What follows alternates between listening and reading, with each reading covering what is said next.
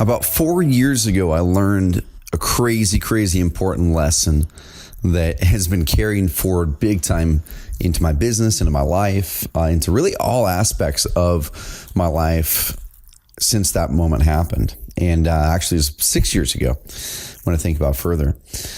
And I got an email today that kind of related to that topic. So I want to bring this up on this episode of the CarrotCast because this client that emailed in, I'm not going to name him. I'd love to maybe bring this client on a CarrotCast in the future after I can work through the situation he's in right now.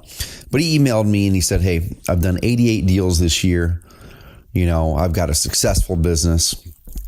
He said, but I'm working way too hard, working long hours. And I'm paraphrasing it here, working long hours. Just hired a couple people recently. I feel like I'm doing everything. And he basically said, hey, what can you do to help? And you could tell it was definitely a reach out for help. It was in those moments as entrepreneurs that a lot of us hit those moments. It's those quiet moments of desperation where from the outside in, everyone thinks you've got it made. Everyone thinks you've got it made because you've done 88 deals in a year, or you've got a successful business, or you made those awesome Facebook posts that make it look like you're amazing and can't do anything wrong. But inside, oftentimes we hit these moments as entrepreneurs and as human beings, not just an entrepreneur thing, but as human beings that are quiet moments of desperation. And this client reached out. I read it and I'm like, man, that's not one that I can pass by. And what he said at the end of it really hit me because this reached all the way back to that moment 6 years ago where I had to get over the same thing, and I still have to get over the same thing, still remind myself of some things. But he said, you know what? I've hired these 2 extra people. I did 88 deals. I feel like I never have enough time in the day to get the stuff done. I feel like I'm always behind. I feel like I am doing everything and everything is going through me. And he goes, I just cannot delegate. How can you help? And delegation is something that pops up quite a bit, right? As entrepreneurs, especially as you're growing, especially as you get past the point to where you're just the man or the woman doing everything at the start. Because at the start, you kind of are the person who does mostly everything. At the start, you are the person who's probably going out there and getting the mail and sweeping the floors and doing every part of everything. If you're an investor, it's the person who's walking out of the courthouse or making these phone calls or answering email or answering the phone calls from clients. If you're an entrepreneur listening to this doing anything else, let's say you're a software company like Carrot, you're probably answering customer support and doing live chat and helping with product development, writing content and doing the bank stuff and walking out of the bank and depositing money and talking to people on the phone. Like, you are doing everything. But at some point during the journey as entrepreneurs, we've got to make a shift. We've got to make a shift from the startup, which is all exciting, and you're trying to get your feet wet and trying to get revenue come in. But then immediately after that initial point, when you get money, when you get revenue coming in, there's this decision we have to make. There's this decision of, oh my gosh, I finally have revenue coming in. Do I put this in my bank account or do I go out there and get people? Okay. And I know it's really tempting to put that money straight in your bank account because you worked your butt off to get to that point. You worked your butt off to get to the point to where you can have revenue coming in instead of just working your butt off with no income. You worked your butt off to that point where you can have that success and you can give people that high five and you can be, you can feel great and be satisfied that your work has paid off. But the thing is, if we keep on going that route with that mindset of this revenue coming in as mine versus this revenue coming in as a tool to build a business here, okay, to build a business around me, then things are going to get worse. Things are going to eventually get to a point, and sometimes really fast, to where this dream that we set out there as entrepreneurs, this dream that we set out there for finances, freedom, flexibility, okay, those 3 F's, freedom, finances, flexibility. That dream as an entrepreneur we set out there at the start, that we thought, man, this is going to be my vehicle, entrepreneurship or real estate investing or whatever it is going to be my vehicle to freedom, to flexibility, to better finances. What happens is your finances get better if you're hoarding all the money, not getting people and not delegating well. I'm going to walk you through my mindset shift that I had to go through, and I don't delegate anymore. Okay, when I was looking at delegating, when I was always trying to think, okay, how do I delegate? That's what got me in trouble. And I'm going to tell you the mindset shift I had to make, but I don't delegate anymore. I'm going to tell you what I do here in a second. But if you continue to hoard the cash and don't put it back into people, your income is going to grow, but you're not going to have any time to enjoy it. You're not going to have any of the flexibility that you hope that you would have. You're not going to have the freedom that a business should actually help you create. And that's something that I'm passionate about. Okay, you guys ask me, like people ask me, why is it that I do the podcast? Why is it that I'm an entrepreneur?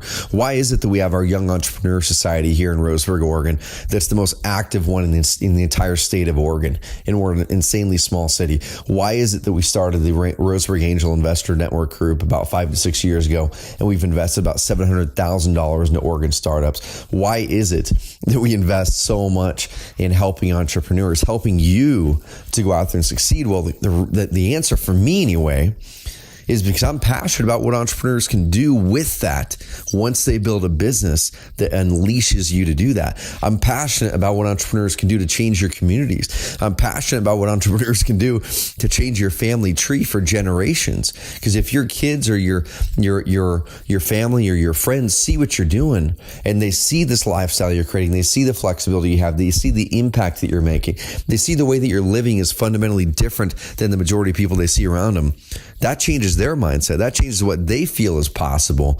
Okay. And now that is what unleashes them. So that's why I do this. That's why I do Carrot. That's why I do what I do, is to unleash you in your business so your business can be a vehicle for you to make the impact you want to make. Your business can be a vehicle for you to give you that life and that lifestyle that you want, so you can inspire others around you to do the same.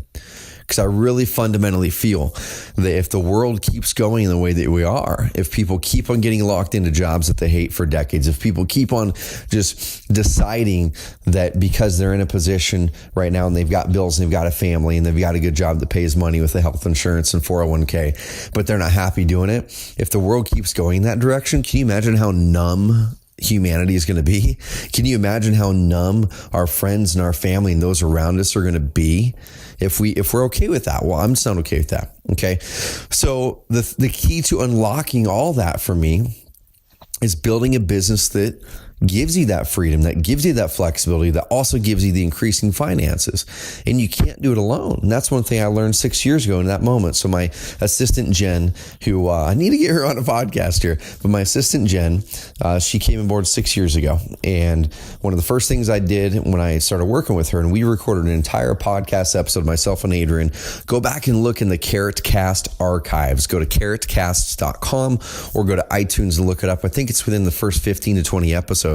But I call it how I 10x my productivity. So go back and look in the archives. And we talk through how me and Adrian use personal assistants. We walk through how I found Jen, the interview questions I asked, the mistakes I made, the things that I had her do originally, but now I have her do now in these shifts. Go back and listen to that one. That's going to unlock the game for you. Okay. But originally I was in the mindset of delegation. Okay, I was finding this amazing executive assistant or personal assistant or virtual assistant or whatever it is that you're looking for. And I was going, okay, there's this whole task list of stuff over here that I need to get done and I don't have the time for. Or if I am doing that, then it's stopping me from doing other stuff that's probably more important that I enjoy more, right? That's what was going on through my mind as I'm working the equation going, okay, let me add these numbers up. If I can find someone who's great, who can do these things, and I pay them $15, $20 an hour. At the start, I paid her, I think it was $13 or $14 an hour 6 years ago. She makes well over 20 now, but well over 20.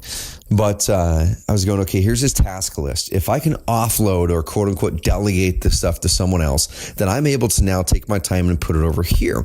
And that's something that I think we've all heard, right? That's a fundamental thing we've heard as entrepreneurs, you need to delegate better. The problem is when you stay in delegation mode, when you stay in the mode of here's a task list, how do I offload it to people so I can go on and do this other stuff? What happens is you become the hub in this wheel. You become the hub in the wheel where you delegate this to those people. You delegate this to that person. You delegate this to that person. You delegate this to that person. And if you're delegating tasks all day, what happens if they don't own it? If they don't have the ability to make decisions, if they don't actually have the KPIs, the key performance indicators to ensure that they're doing the work at a high quality, at the standards of you and your business. What if you don't have those in place? Well, if you don't have those in place, everything bounces back to you. Everything bounces back to you to make those decisions, to finalize them, to finish those things. And if you're delegating more and more, and you're delegating more and more to different people, then what happens is more and more stuff bounces back to you, and you have less and less time to get things done. And that's when you get into that mode that this client is right now. When he emailed me, is he's been delegating, but he hasn't let go of control yet. He hasn't let go of the ownership and really found great people who want full ownership of these things. Okay, he's operating in the weeds instead of operating up in the sky from the blimp. And the way that I got through that is, first of all, I had asked Jen, my assistant, I said, hey, what do you enjoy doing? Like, what do you really love doing? And this is about a year in. This is a year after I was trying to delegate. And the problem is too, when I went about it this way, I was just delegating tasks. I was doing it from the mindset of what I liked and didn't like. So I wasn't even delegating all the stuff I really didn't like, because I thought, man, if I don't like this stuff, I don't want that person to have to do that stuff, because they're not going to want to work for me for too long, right? Because if you're delegating stuff that you feel is like the worst of the worst, then who the heck would want to work for you if you're just delegating really crappy work to them? That was what was going on through my head. So what I had to do was finally get over that and go, you know what? Not everyone's like me. There's some people who love things that I hate, and there's some people who hate things that I love. And so what I did is, a year in, after Jen and I were working together, and I continually found myself not delegating or offloading things to her that she could have been great at, because I thought they were just bad work, crappy work, and I didn't want her to do that. I want her to like her job. I said, what do you love doing? Like, what's your ideal job? What do you really love to do? And she goes, you know what? I just love to serve. I just love to be an assistant. I just really want to help, like pick up all that random stuff that you don't like. And I said, so even like if I had to get my oil changed, that kind of stuff, she goes, oh my gosh, I love that. Or, you know, what if I had to have some errands run? It's like, I love that. What about running my schedule and my email? She's like, well, we'd have to work through some things, but yeah, I'd love to do that kind of stuff. I'm like, what about cleaning my office? She's like, I love organizing. And I'm going, oh my gosh, why didn't I think of this sooner? Why didn't I ask that question sooner? What do you love to do? And make sure that the things that she loved to do were the things that I needed to get off of my lap the most. And when someone loves to do that stuff, and you can cast a vision for the standards that you want to hold that stuff to with that relationship, then you can pull back and trust that person to go do it. And then every now and then, as you see things trickle up that need to be adjusted on the fly from higher up. Okay, the more that you stay in the weeds and micromanage those tasks, the more that it puts those tasks on you to finish or to make the decisions on, or even to do, because you're handcuffing that person to do their work. And I was handcuffing my team's work for years, you know, to where I would think I'm empowering them. Hey, go out there and do this. And there's two mistakes for empowering people that I've made over the years. And one of them just recently, in the past year. One mistake on empowerment is you think that empowerment is you saying, hey, go do this, and you step back and just decide, hey, they're going to accomplish it. I'm not going to meddle in it. I'm not going to give them any direction, because if I give them direction, it's micromanaging. And at the end of the day, oftentimes, if you don't give any direction or expectations or standards, or, you know, some sort of a gauge on what means success with that, okay, or if you have specific things in your mind that you know these bounds need to be worked within that they don't know, or if you have specialized knowledge that only you know, or you could give to them that would streamline that process by 50%. It's like, if you're not giving them that knowledge that's going to help make their life better, then you're hog tying them to where they can't do their work very good. Okay, and there's a certain level of empowerment to where we need to set a goal, cast a goal with them. Okay, hey, what does this look like? Is this shooting big enough or too small if we do it by this date? What are your ideas for us to get there? What are the biggest problems and frustrations you think that we're going to see on the way to get there? Is there any resources you need or questions you've got in the top of your mind that you need to really make sure you march through that? Right? Did you notice what I just did there? I asked about 15 questions in a row. When I was having troubles delegating, when I was having troubles empowering, I was telling people things too much. I wasn't asking them enough questions. So I would go through and I would say, hey, here's these 5 things to do. Instead of asking a question, saying, hey, what do you think about this? What is the best way to solve that, do you think? Now, I may have an idea in my mind, but that's not the point. Because if you're in a spot right now where that client is, where he's got people around him, but he feels like he's doing everything, what's happening is he likely feels that he's serving his team by doing it for them. He likely feels that he's serving his team by finishing it for them. He likely feels he's serving his team by not giving them true accountability. And the thing is, all of those are actually harming that process. So here's a couple things for you that I've done the past year. First of all, plan your goals with your team. Okay, one mistake I made early on, up until even a year and a half ago, was I would go and plan all the goals, and then I would talk to the team and say, here you go. Here's our goals. Here's these things. I thought everything through for you. All you have to do is I'm delivering this on a silver platter so you can go out there and implement it. Yay. But the problem is, players don't want to work on your plan. They want to be a part of making the plan, and then they can buy into it, and then they can really wrap their plan and their thoughts around it. They can go and push it. Okay? And then only then will they feel that they own it enough to be able to push you out of the way when you're not needed. Okay? Work them into the plan. Don't make goals on your own. Maybe make some high-level goals and some things you want to challenge your team to. But then you need to take those challenges to the team and say, hey, here's really where I think we need to head this next year. Here's what we need to look out for. I'd really love to shoot for this. Is that shooting too big or is that shooting too low? Should we go after a different challenge? Here's some of the things I think we're going to run against. Man, this right here I think has to be done. And here's why I'm so passionate about that. Feel free to argue with me there. But what do you think on these? How do you think we're going to get there? What do you think are going to be the biggest issues you see pop up? Is there anything I'm missing here? Let's talk. What ideas do you have that we should focus in? Okay, that's how things should go. So that's the first thing. Involve your team in the planning and in the goals. Don't just deliver that on a silver platter, because it makes it to where they always have to come back to you now halfway through the year to ask you everything, because it's your plan. You invented it. They weren't a part of making it. So therefore, you're stuck in the middle of this delegation. Okay. So the next thing is on the delegation side, stop delegating tasks. Okay. And then start building leaders and start setting people up to be able to own different parts of the business. Okay, so with email as an example, I check email once a week, and a year and a half ago, I was going, oh my gosh, how do I stay out of email? I was in there 2 to 3 hours a day, and it just felt like it could never be something I could ever quote unquote delegate, because if I'm delegating tasks as in emails, what happens is you're looking at it going, well shoot, that person's just going to have to go in there, and then they're going to have to message me because they're not going to be able to answer any of them by themselves.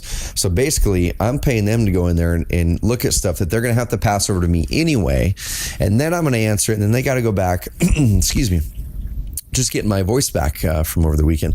Then they got to go back, then they got to answer it. So I'm basically paying them twice to handle this email, and I'm still having to answer it. Like, that's the mindset that we go through, right? So I might as well just do it myself.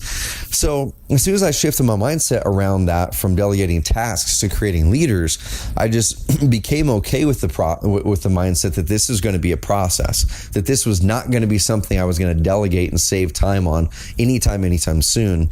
But it is something that over months, if not years, we're going to start to hone in. We're going to start to learn each other better. We're going to build systems together. We're going to challenge each other. And as I see that person taking hold, I'm going to step back more and more. I'm going to step back more and more, that eventually I'm going to step back so far that they're on their own and they're looking around like a little baby bird. They're looking around the sky and their mom isn't there holding them up anymore.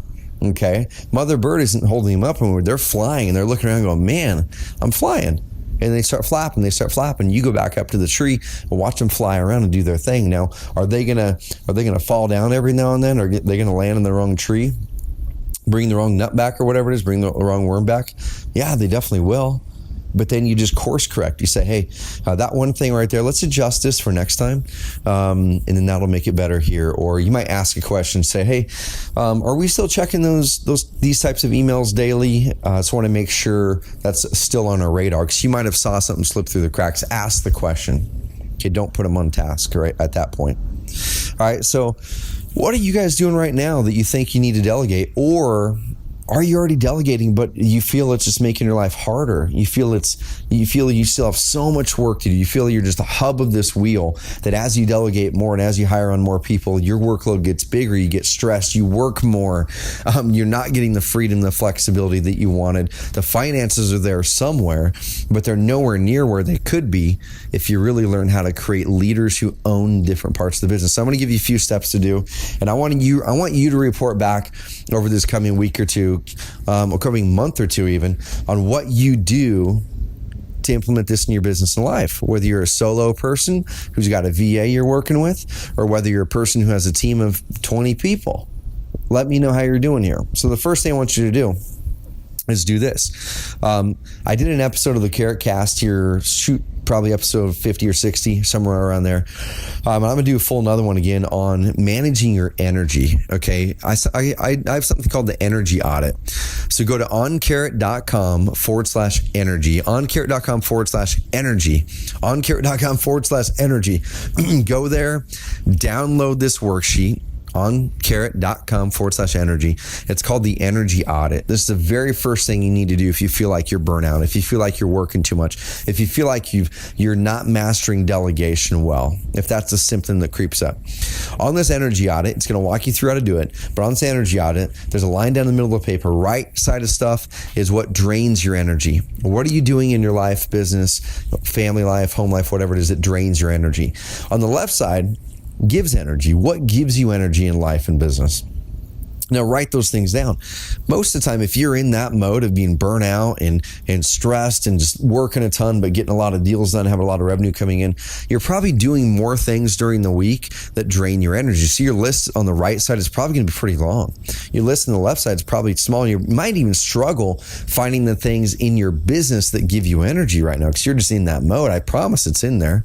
Same thing happened to me 3 or 4 years ago. I go through this exercise every quarter now, and I walk my team through it too, especially when they get to the point to where they feel like they're getting stressed or overworked or something like that.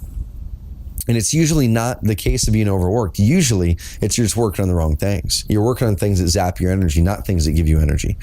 Okay, so then what I want you to do is circle the 3 or 4 things on the right side, the things that are the worst, the things that zap the most of your energy, and then write down how many hours per week you're spending on those things. Okay, how many hours per week you're spending on those specific tasks that are draining your energy the most. On the left side, circle 1 or 2 of the things that give you the most energy, but you're not doing as much of it as you need to be doing. And now what you're going to want to do over this next quarter is your number 1 priorities are tackling those things on the right side that you circled that are zapping the most amount of your energy. That means those things you're going to surround your team with and say, hey, these things right here are killing me. They're not serving anyone. Man, do you guys have any ideas on how we can streamline these or get these off of my lap? Or you know what the thing is you're going to be surprised about? Someone on your team is probably going to want to take those off of your lap. But the thing is, it was partly their idea. You're not delegating. Now you're working with that team to give them ownership over helping you to do your greatest work. And they're going to love that. And then you carve out in your time and create real time blocks on the stuff on the left side, the stuff that gives you energy. As soon as you gain the time from the stuff that zapped you energy, that you got rid of, that you systemized or handed off to a team member or had them, really own part of it. Now you go, okay, that 7 hours, I just gained it back. I'm going to start doing this thing over here now that gives me energy. Even if that thing doesn't make you money right away, even if that thing is like this, the podcast. The reason the CarrotCast was launched a little over a year ago was because I needed something else in my schedule to give me energy. Now, I love doing this stuff. It gives me energy doing these calls. So I put it in there, not having a clue how we would turn it into revenue. But I'm like, it gives me energy. I love it. It's going to be of value to our clients. I'm going to do it and we'll figure it out later. And now it's been an amazing source of clients, even though we don't sell on this, because people hear our passion. People hear and feel our culture through here. And also you get introduced to lots of amazing clients who are crushing it. Okay, so do the energy audit on carrot.com/energy. Download it, do that quarterly. That's gonna be the first thing to help you make sure you're offloading the right stuff. Okay, the next thing you need to do is go listen to the episode of the CarrotCast called How I 10X'd My Productivity and get a personal assistant. You need to, if you're checking emails more than an hour a day, you need to stop. If Warren Buffett can be one of the richest people in the world running dozens of businesses, if not hundreds, 1800s and not checking email at all, I think we can do it too. Okay, I didn't think I could do it, but I literally check email once a week. But what happens is I've got an assistant who over the last year and a half, we've honed things in. She's learned things. I've stepped back and let her fly and let her fail, and we've course corrected as we've gone, thinking about it over the long term. Where people struggle with delegation is they're delegating tasks. They're not creating leaders. They're not creating people who can own things and creating momentum over the long term. If you're in it for a short, quick win, go to Elance or go to guru.com and get someone who can do tasks for you. You're going to forever be managing those tasks. You're always going to be the hub. If you want to stop doing that, find great people who are insanely good at the stuff you're not good at. They're great follow-throughs if you're a high quick start. Okay, they're people who love to finish things. They're people who love the things that you're not good at. Empower them, pay them well, treat them great. Have them be a part of casting the vision, of creating the vision. Have them be a part of creating the goals, even if it's just you asking a bunch of questions that's challenging them to see where they think you should go or where they think the opportunities are or the problems are. And then they're going to be so bought into what you're doing that they're going to start taking stuff off your lap. And no longer are you delegating.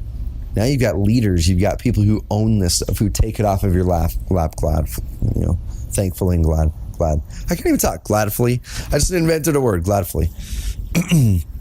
Okay, so go to oncarrot.com/energy, download that. Hit me with a question or comment on Facebook or Instagram, Trevor.Mauch on Instagram, Mauch, and report back how it works for you. Report back how you feel after you did the energy audit. Did that change your mood? Did that make things feel light? Okay. And then next, stop delegating. I'm not saying to not have people do work for you and with you. I'm saying change your mindset. Change your mindset. Because at some point, when we delegate tasks and we don't create leaders and we don't empower people to really own parts, every delegation you send out is a new thing for you to manage. It's a new thing for you to manage a result on. It's a new task to check the box on. It's a new task to do quality control on. And you're basically a delegation manager. You're a task manager now. Okay, you've got people out there doing all these fancy tasks for you, but you're a task manager. You need to be casting vision. You need to be out there setting vision and goals and rallying people around that. You need to be out there helping them hone in on what is it that measures our progress on those goals, and then look at that stuff on a weekly basis and make sure they're accountable for it and they're excited about it. And then you need to make sure and you pull back and go, okay, ask your team all the time, what resources do you need to march forward and do this stuff to your best of your ability? What resources do you need? I'm here to give you resources. I'm your resource man or lady. I am the person who's going to get you the resources you need to accomplish our shared vision and mission. All right, that's where you're heading. So if you're listening to this, the gentleman who sent me the email, hopefully this hits you and hopefully this resonates with you. If you're in a mode where you're getting burnt out and you're working a lot, you've got the finances coming in, but man, you just seem like you're a task manager, hopefully this hits you too. All right. And this is from the heart. This is exactly what I had to go through too. So I'm going to bounce. My throat is getting a little frog in the throat. I just got my voice back. I did a webinar last week and had my voice gone for 2 days. So I'm just getting it back. But this was just a topic that popped up in my brain that I had to talk about, because we all go through it as entrepreneurs. And this is one of the biggest things that can make us discouraged as entrepreneurs, where we don't want to do it anymore. We don't want to push forward. We get disillusioned by the entrepreneurship dream of freedom, finances, flexibility. And we think, man, is this dream fake? Is it something that's actually there? And I can tell you it is. You just got to adjust your mindset around it a little bit. All right. So head over to iTunes. If you enjoyed this episode, give us a rating. I mean, this stuff right here, if you think other entrepreneurs need to hear this message, share this up. This message, if you share it with the right person, could literally change their life. This message right here could change their perspective for the next year. So please, please, please don't hoard this. If there's a friend who is an entrepreneur, or someone who's likely in a spot where they're always quote unquote grinding, or they're always working hard, even if they look like they're financially successful, share this with them. I'd be grateful. They'd be grateful. And hit me with a rating on iTunes and let me know that you did. All right. Have an amazing rest of the week. I'm going to go rest my voice and hit the bed, actually. And going to get up and tackle it again. Help more entrepreneurs, excuse me, help empower more entrepreneurs to go out there and actually live that dream so you can make your bigger impact. And that's why we're here. The finances is sweet, but the finances in this business is just a vehicle so you can make your impact. All right, signing off. Until next time. Talk soon.